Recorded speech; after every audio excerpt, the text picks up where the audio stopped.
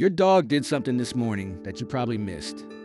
The moment you woke up, before your phone, before coffee, before a single word, your dog was already watching you. Not because they were hungry, not because they needed to go outside, because you are the center of their entire world every day, without exception. And all they want is to know that they matter to you the way you matter to them. Here's what's hard to sit with. Most dogs go their whole lives never fully feeling that. Not because their owners don't love them, most do deeply, but because love that isn't spoken in the right language doesn't land. And your dog can't tell you what's missing. They can only show you. Today, I'm going to show you how to read it. 7 things your dog has been quietly aching for. Things that cost nothing, take almost no time, and will completely change what passes between you and the animal who has given you everything they've got. Fair warning, number 4 is going to hit differently, because you're going to realize your dog has been trying to tell you something for a long time, and you're finally going to understand what it was. Let's go. Every single day, your dog looks up at you. Not just emotionally, physically. You are a giant to them. You walk tall above them, speak down at them, and for an animal who already trusts you completely, that height difference quietly signals one thing: power imbalance. In dog behavior, height communicates dominance. Instinctive, ancient, and completely unintentional on your part, but real. Think about the humans. Your dog responds to most. The one who always crouches. The one who gets on the floor. The one who meets them where they are. Dogs don't just prefer these people. They bond with them faster and stay calmer around them. Research from the University of Helsinki found that dogs show measurably lower stress hormones when greeted by someone who crouches versus someone who stands over them. Once a day, just get on the floor, sit cross-legged, let them come to you. Don't force anything, just offer it. What happens next will remind you why you got a dog in the first place. You feel it every single time. The stop, the tug, the nose buried deep in a patch of grass for what feels like forever, and your instinct is to pull them along. Keep moving. You've got somewhere to be. But here's what you're actually interrupting. Your dog is reading. A dog's nose has 300 million scent receptors. Yours has 6 million. When your dog stops at one spot on the sidewalk, they are processing every animal who passed there. How long ago, what they ate, how stressed they were, which direction they were heading. They are experiencing a complete layered story that you cannot access at all. When you yank them away from that repeatedly, every single walk, you're not just hurrying them, you're telling them what matters to you doesn't matter to me. Dog behaviorist Alexandra Horowitz calls it a sniff walk. You follow, they lead, and the nose decides everything. Even 10 minutes of this a day produces the same mental tiredness as a walk twice the length. Your dog comes home and sleeps. Here's the part most people don't expect. Owners who try this report that their dogs are noticeably calmer, more affectionate, and more attentive in training afterward. One walk where they're in charge changes the entire emotional temperature of the day. Stop managing the walk. Start sharing it. Think about how many times today you've said your dog's name. Max, stop. Max, no. Max, get down. Max, come here right now.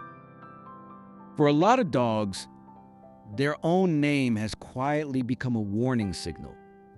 They hear it and they brace. That little flinch before they look at you, that's not attitude. That's learned anxiety. This is one of the quietest ways we erode trust without realizing it.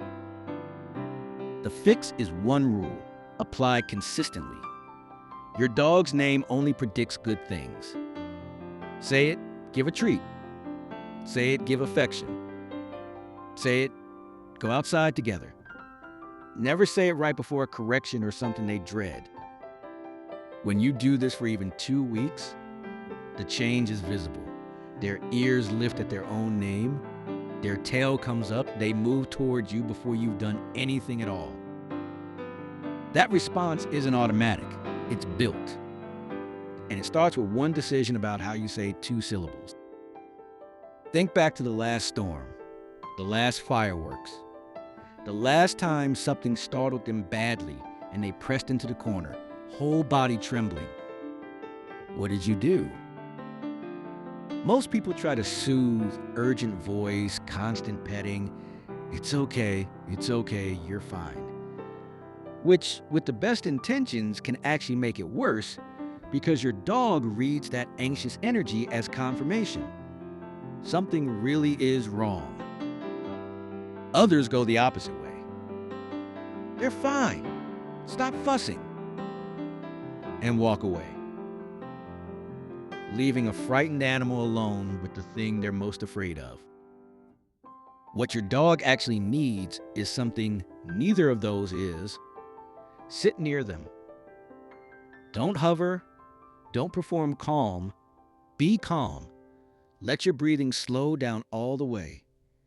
Place one steady hand on them. Not stroking, not patting, just wait. And do nothing else. You are an anchor. Your nervous system can literally regulate theirs. Dogs co-regulate emotionally through proximity and breath. It's documented, it's biological, and it works. You don't need to fix the storm, you just need to be unmoved by it. And slowly, they will borrow your calm. That is not a small thing, that is the whole thing. Be the person they don't have to face it alone with. How do you end a training session with your dog? Most people stop when it goes wrong. One failed stay, one broken sit, and the session just dissolves into frustration. It feels honest. Why reward failure? But here's the problem. Dogs form their memory of an experience through how it ends. The last emotional moment is the one that sticks. Psychologists call it the peak end rule, and it's just as true for dogs as it is for us. Always end on something they know cold. If they're struggling with down, drop back to sit. Ask for a sit. They nail it. You celebrate it like they just did something extraordinary, and then you're done. Your dog walks away feeling capable and loved. Next time you pick up the treat bag, watch them come running. That eagerness, you built it. One small decision at a time. Here's something your dog does that most owners walk right past in the middle of a walk, in the middle of play. Sometimes completely randomly, your dog glances up at you, just for a second, then looks away and carries on like it never happened. That is a check-in. And it's one of the most quietly affectionate things a dog does. They're not asking for anything, not confused, not seeking permission. They're just confirming you're still there, we're still together, everything's okay. When you meet that glance, softly, a small smile, hold it for just a moment, you're answering them. Yes, I see you. I'm right here. When you miss it, phone out, eyes elsewhere, they still do it. They do it their whole lives, looking up at the person they love most, waiting to be seen. Look back as often as you can. Come home tonight and just talk to your dog. Not commands, not praise. Sit down, put your hand on their back and tell them what happened. The meeting that went sideways, the thing that made you laugh on the drive home, the worry that's been sitting in your chest all week. They will not understand the words. They will understand everything else. Dogs read human emotion with a sophistication science is still catching up today. They detect cortisol changes in your breath. They respond to micro expressions your own family misses. They know when you're not okay, even when you're telling everyone else that you are. When you talk to your dog at the end of a hard day, something happens that no person, no app, nothing else can quite replicate. You are witnessed. Without judgment, without advice, without anyone needing something from you in return, pure presence, pure acceptance. Your dog has been offering that every single day. You just have to sit down and receive it. Your dog woke up this morning, and the first thing they thought about was you. Not food, not the park, you. They have loved you without condition, without language, without proof you'd ever love them back. Every single day, without fail.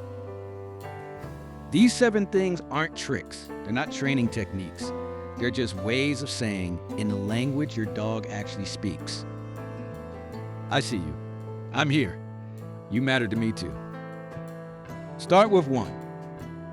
Just 1. And watch what comes back to you.